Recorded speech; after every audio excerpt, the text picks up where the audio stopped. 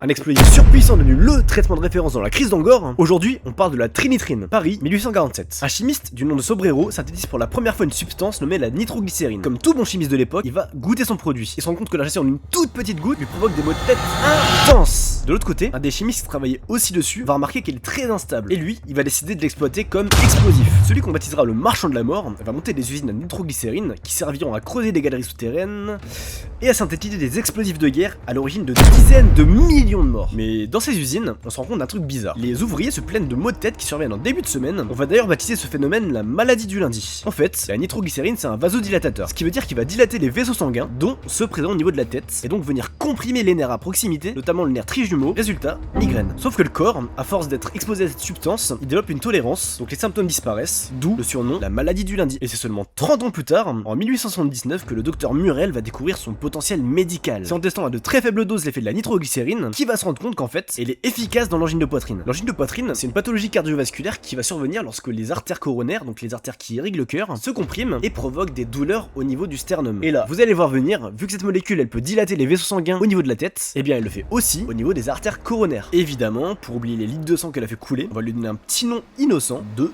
trinitrine. A partir d'aujourd'hui, je vous fais un short par jour pour vous raconter plein d'histoires similaires. Alors si ce genre de contenu te plaît, n'hésite pas à t'abonner, liker, commenter ou partager.